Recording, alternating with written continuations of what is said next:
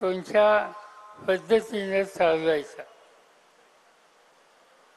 आज मोदी साहेब आणि त्यांचे सहकारी या पद्धतीने देश चालवतात ते बघितल्याच्या नंतर चिंता वाटावी.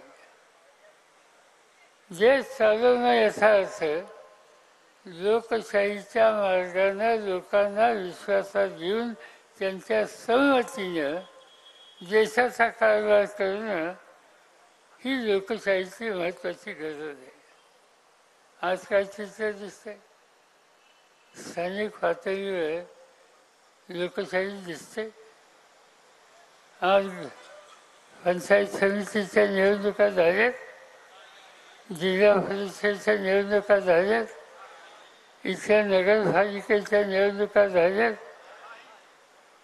किती दिवसापासून या निवडणुका आणि या संस्था मोकळ्या आहेत. 2 वर्ष झाली.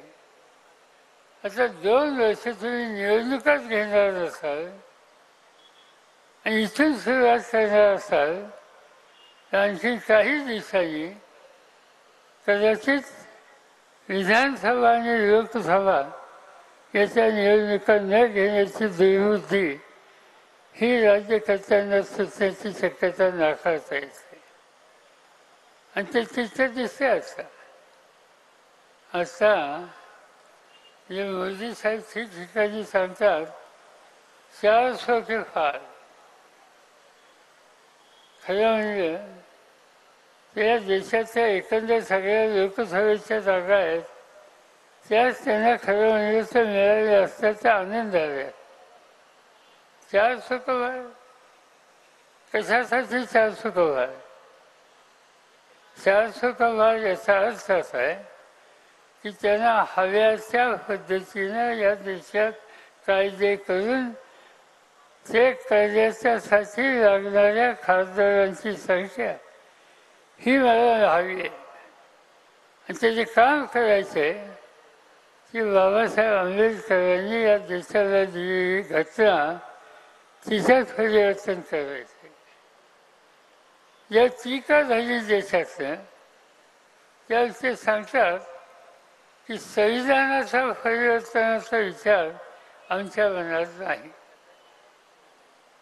3-4 उदाहरणं सांगतो. कर्नाटकमध्ये भाजपचे खासदार, त्यांचं नाव हेगडे, बंगलोरमधून निवडून आले. हेगडेंनी भाषण केलं की मोदींना या देशाची घटना बदलायची आहे आणि ती बदलायची असेल तर कमीत कमी 400 खासदारांची आवश्यकता आहे. ते आम्हाला तुम्ही निवडून द्या. ज्योती मिर्झा नावाच्या खासदारात राजस्थानमध्ये त्यांनी हेच सांगितलं की घटना बदलायची असेल तर 400च्या खाली नंबर नको, त्यापेक्षा अधिक नंबर हवा आहे आणि त्याची आवश्यकता आम्हाला आहे. उत्तर प्रदेशमध्ये भाजपचे राजू म्हणून खासदार आहेत, त्यांनी हेच सांगितलं की मोदी साहेबांच्या नेतृत्वाखाली या देशाची घटना आम्हाला बदलायची आहे, त्यासाठी 400 जागा आमच्या निवडून द्या. आता 1, 2, 3 एका पक्षाचे खासदार जाईल, पण कशासाठी 400 जागा हव्यात हे सांगतात. याची नोंद ही तुम्हाला घ्यावी लागेल आणि उद्याचं संकट लोकशाहीवरचं काय आहे याची परिस्थिती या भाषणातून आपल्या सगळ्यांना येते. आणि म्हणून या निवडणुकीकडे अधिक लक्ष देणं हे गरजेचं आहे. मोदी साहेब ठिकठिकाणी जातात.